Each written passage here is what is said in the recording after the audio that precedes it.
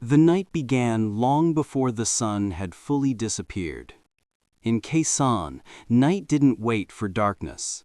It seeped in early, a creeping presence that wrapped itself around the base, even while the sky still glowed a fading orange. The Marines had learned this truth the hard way.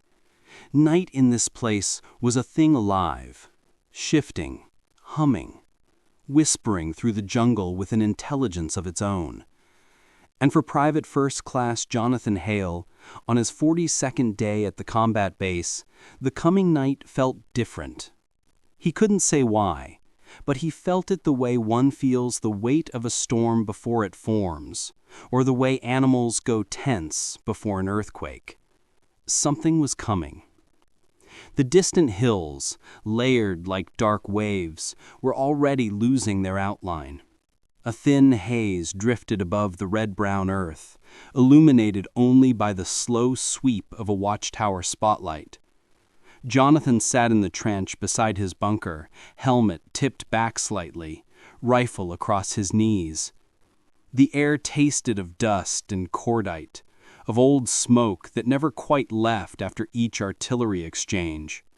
From time to time the ground shuddered, sometimes from outgoing fire, sometimes from the dull, echoing thud of North Vietnamese rounds landing outside the perimeter. He looked across the trench at Corporal Dennis Rourke, the kind of Marine who always looked like he had something to say, even when he didn't.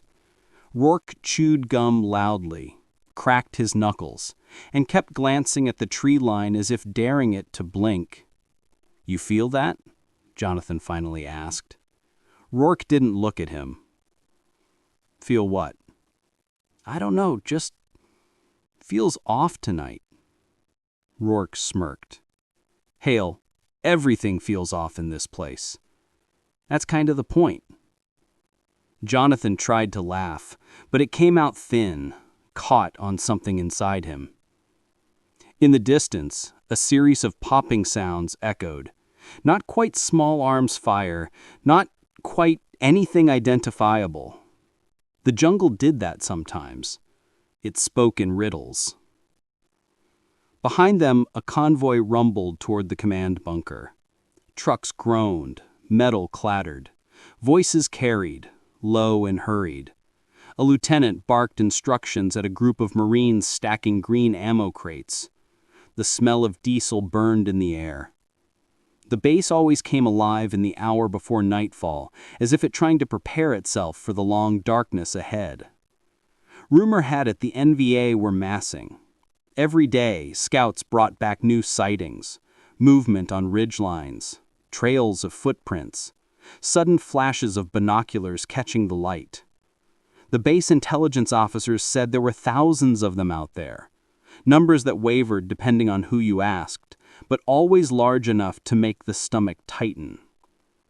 Jonathan had learned not to dwell too much on numbers, but he couldn't shake the image. Dark figures, gathering in the jungle, patient, silent, waiting for night. A shell whistled overhead, their own, and exploded somewhere beyond the hill. The sound rolled through the ground and up Jonathan's spine. He exhaled slowly. "Hey," Rourke said suddenly. "You want to know what I think?" Jonathan raised an eyebrow. "Do I?" "I think we're in for it tonight." Jonathan blinked. "You're joking." "Wish I was. But look around. Supply trucks rolling late. Officers moving fast. Spotters scanning like they lost something in the woods. They know something's up." Jonathan swallowed. "You really think?" A loudspeaker crackled overhead, cutting him off. "All units, stand by. Perimeter watch at condition yellow. Repeat, condition yellow. Maintain readiness and await further instructions." A wave of tension swept across the base. Condition yellow was one step above routine readiness, one step below immediate contact. Marines rose from crates. Conversations froze. Boots scraped the earth as platoons moved with sudden purpose. Jonathan felt his pulse quicken. Rourke nodded. Told you. Above them, the sky deepened into indigo. The night had begun. By the time full darkness settled, the fog had thickened. A ghostly layer hovered low across the ground, shifting with each breeze, obscuring ankles, boots, sandbags. The spotlight scanned the perimeter again and again, slicing thin beams through swirling mist. Somewhere in the distance, frogs croaked in a steady rhythm. Crickets filled the spaces in between. Jonathan adjusted his helmet and moved to his assigned post. The M60 machine gun sat in position, tripod dug into the earth, sandbags forming a rough semicircle around it. Lance Corporal Jimenez sat behind the gun, his hands resting lightly on the grips, his eyes fixed on the jungle ahead. He was as still as a statue, except for the slow rise and fall of his shoulders. Jonathan climbed into the fighting hole beside him. "You good?" Jimenez whispered. "As good as anyone," Jonathan said. Jimenez nodded, without looking away. He had a calm about him, the kind that made other Marines trust him instinctively. Older than most of them, maybe 26. He carried himself like someone who'd learned long ago that fear had a place, just not in the trigger finger. They sat in silence for a while. The jungle moved only in small ways, leaves shifting, branches creaking, unseen animals rustling. Sometimes those sounds were natural, sometimes they weren't. The moon hid behind thick clouds, giving the night an almost oppressive darkness. Jonathan strained to see beyond the wire. The rows of barbed metal, the tangle of trip flares, the claymore mines with their telltale front toward enemy plates. All of it felt small against the vastness of the jungle. "Tell me something," Jonathan whispered suddenly. "Why'd you join the Corps?" Jimenez didn't answer right away. When he did, his voice was low. "I didn't join. I got drafted." "Oh." Jonathan waited. "But you re-enlisted, right?" Jimenez nodded. "Why?" "Because I wasn't done. There are guys here, young guys, scared guys, who need someone watching their back who won't break. So I stayed. That's all." Jonathan stared at him, something tightening in his chest. Before he could respond, a faint crack echoed from the tree line, a sound so small it could have been a twig snapping. Jimenez stiffened. Jonathan froze. Another crack, then a whisper of rustling leaves. Jimenez leaned forward, eyes narrowing. "Something's out there." Jonathan slipped his rifle toward the wire. The third sound was unmistakable, a metallic click. Then an explosion of light.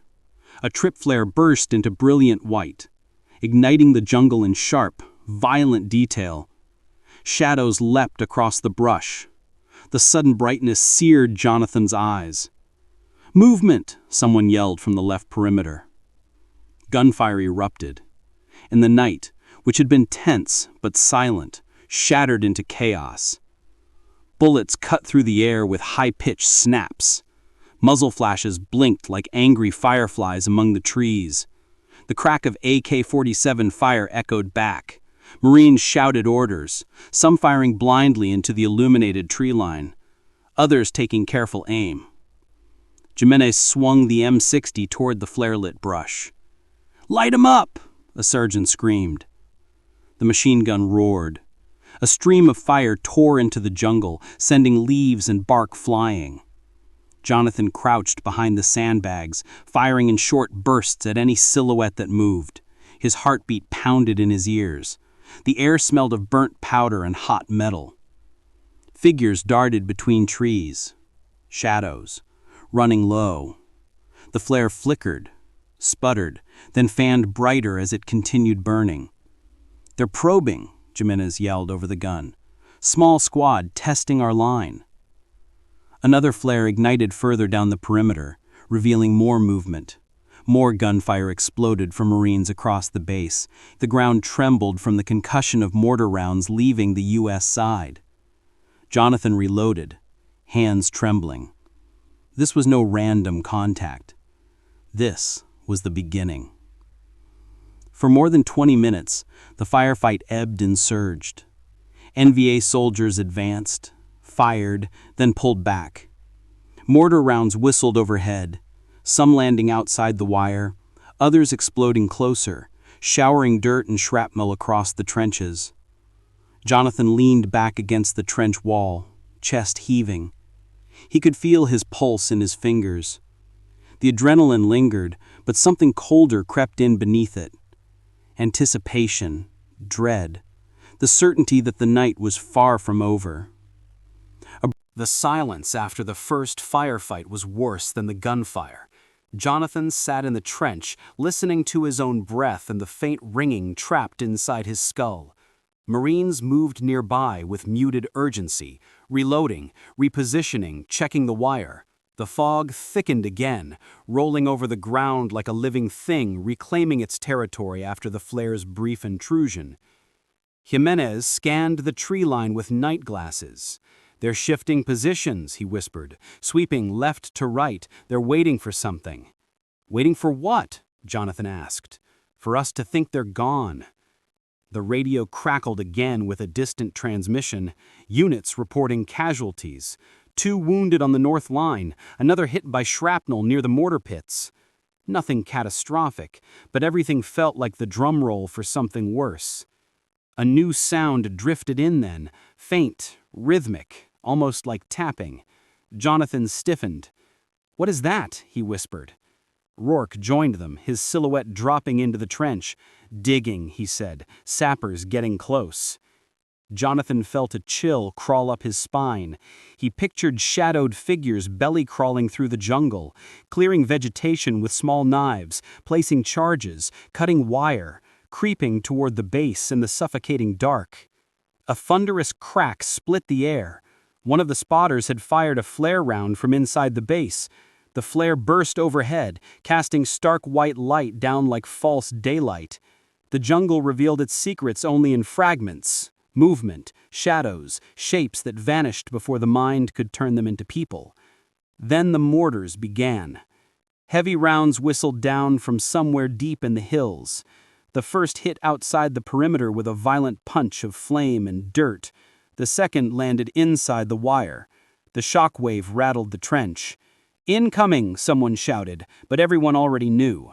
Every Marine hit the dirt as explosions peppered the compound, each blast tearing at bunkers, shredding crates, shaking the ground like something trying to claw its way up from beneath.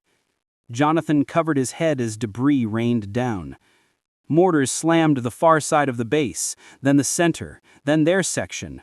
One round hit close enough to throw Jonathan sideways, dust filling his lungs, ears screaming with the concussion. When he pulled himself up, coughing, blinking against the haze, he saw fire licking at a fuel drum 50 meters away. Marines scrambled to control the flames, dragging sandbags, yelling for extinguishers. Jimenez steadied him. "Stay low, this is just the start." Another flare shot up, and this time through the ghostly illumination, Jonathan saw what he'd most dreaded. Figures moving toward the wire.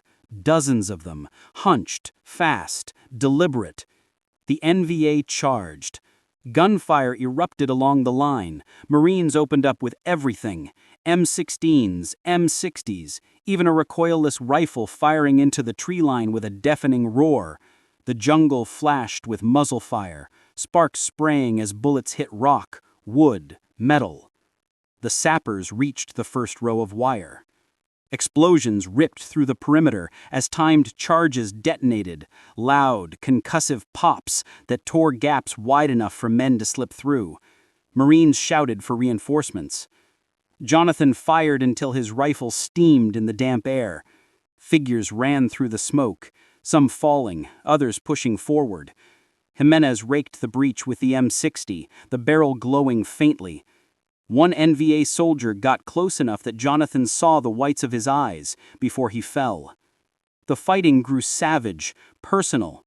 the kind where distance vanished and the night closed tighter around every man. Grenades arced overhead, landing with stomach-tightening thumps. Shouts mixed with screams, metal with earth, smoke with breath. Then almost as suddenly as it started, the pressure eased. The NVA pulled back into the trees, disappearing like wraiths swallowed by darkness. The silence returned, worse than before, and the night was not half over.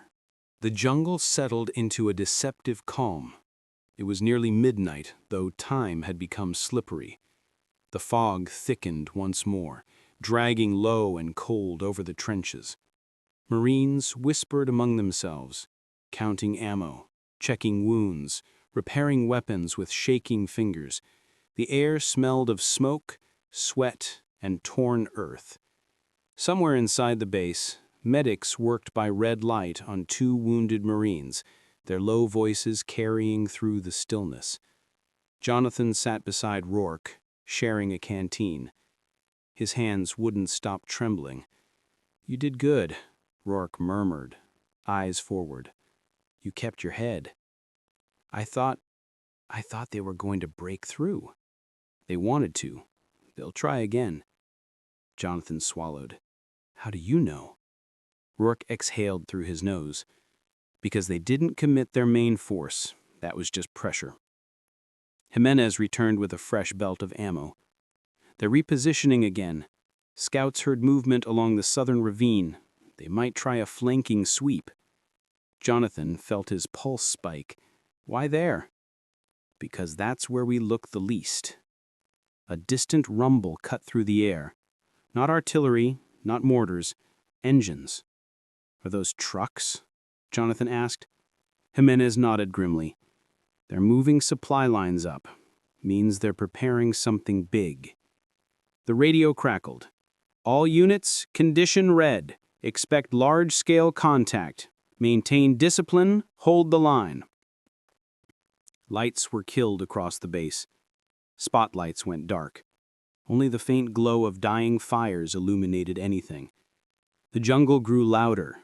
Insects, rustling leaves, a distant croak. But beneath it all, Jonathan heard something unnatural. Murmuring. Movement. Footsteps in numbers too large for his mind to accept. The NVA attacked again. This time from 3 directions at once. Explosions tore through the southern wire. Gunfire erupted on the east. Marines scrambled to reinforce positions, stumbling through trenches, boots pounding, weapons clattering. The world dissolved into noise, shattering, overwhelming. Jonathan fired until his shoulder throbbed. Tracers streaked through fog like red comets. Jimenez's M60 roared nonstop, brass casings piling at his knees. Rourke threw grenades into the brush, each explosion followed by screams. From the western line, a shrill whistle cut through the air, then a surge of NVA soldiers stormed the gap created by a sapper team. They came in waves, rifles raised, some firing from the hip, others screaming battle cries. Jonathan felt the fighting collapse into chaos. Men struggled in hand-to-hand bursts, rifle butts cracking against helmets, knives flashing in the dark. A Marine to Jonathan's left fell with a cry, hit by a bayonet. Jonathan fired point-blank at the attacker, the muzzle flash lighting the soldier's face for an instant before he dropped. The line buckled, but held. Barely. Flares shot upward again. White fire washed over the battlefield. In the sudden illumination, Jonathan saw dozens of NVA bodies scattered among broken wire and craters, but more soldiers waited just beyond the light, taking cover, preparing another assault. A mortar round slammed close, hurling Jonathan backward. His ears rang, vision blurred. Dirt filled his mouth. He coughed, gasped, blinked until outlines formed again. Jimenez grabbed him. "You with me?" Yeah. Rourke pointed toward the tree line. "They're massing again." Another wave rushed forward. But this time, U.S. artillery answered. From the far end of the base, the big guns thundered. Shells screamed overhead and detonated among the NVA ranks, tearing through jungle and soil and men. The explosions shook the world itself. Trees splintered, earth rose in violent plumes.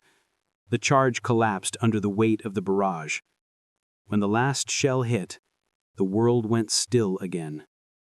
Jonathan slumped against the trench wall, chest heaving, face streaked with dust and sweat. Rain began to fall, light at first, then steady, washing blood into the earth. It was past 3 a.m. The night had 1 hour left, but it felt like eternity. Rain soaked everything. Uniforms, sandbags, rifles, hair, boots. It rolled down helmets and pooled in trenches. The early morning fog blended with falling rain until sky and ground seemed the same dull shade. Marines leaned against mud walls, exhausted. Some stared blankly into the mist. Others whispered prayers. A few slept upright, rifles in their laps, eyes half open. Jonathan didn't know how he was still awake. Jimenez, somehow alert, paced the trench. Rourke sat with his back against a crate, face slack but eyes sharp. The jungle changed as dawn approached. The darkness thinned, not by light, but by expectation. The night was ending. The worst had passed, or so they hoped. But one final assault remained. It came at 4:47 a.m., just before first light. The NVA struck with everything left: mortars, machine guns, infantry, rockets. The world exploded into noise once more, the ground trembling with each blast. Jonathan screamed for Rourke to get down as a mortar hit nearby, the shockwave sending both men tumbling. Jimenez returned to the M60, firing controlled bursts through the fog. Figures emerged, shadows at first, then silhouettes. The NVA charged the northern line, swarming like a dark tide, slipping through gaps in the wire, climbing over bodies, throwing grenades into trenches. Jonathan fired until his rifle jammed. Rourke covered him while he cleared it, bullets snapping past their heads. A group of NVA soldiers managed to reach the trench. One dropped in with a yell, swinging his rifle like a club. Jonathan blocked the blow and grappled with him, slipping in the mud. They rolled, each trying to dominate the other, until Rourke tackled the man off Jonathan and ended the struggle. The M60 went silent. Jonathan turned and saw Jimenez slumped behind it, hit by shrapnel. "Jimenez!" he shouted, running to him. "Stay with me!" Jimenez's eyes fluttered. He managed a faint smile. "Keep the line," he whispered. Jonathan grabbed the M60, pulled it upright, braced it against sandbags, and opened fire. He screamed as he fired, out of fear, grief, rage, everything. Tracers cut through the fog, mowing down attackers who were meters from breaching. Artillery thundered again. Close air support roared overhead. Helicopter blades snapped through the air as gunships rained suppression on the retreating NVA forces. The assault broke, then collapsed, then vanished. The jungle went quiet. Slowly, painfully, light crept over the horizon. A dull gray first, then pale blue. Shapes became clear. Trenches, torn earth, wrecked bunkers, bodies. The night was finally over. Jonathan sat in the mud, trembling, exhausted, tears mixed with rain. Rourke placed a hand on his shoulder. "You held," Rourke said softly. "We all held." Medics carried the wounded. Marines gathered the fallen. Officers walked the line, counting, assessing, consoling. The fog thinned further until the sun finally pushed through. Khe Sanh stood, scarred, battered, but unbroken. Jonathan looked at the field beyond the wire. Smoke rose from craters. The jungle, wounded and charred, swayed in the growing light. The longest night of his life had ended, but its memory would never leave him. He closed his eyes, breathing slowly, letting the new days settle around him. For now, at least, the world was quiet, and he was alive.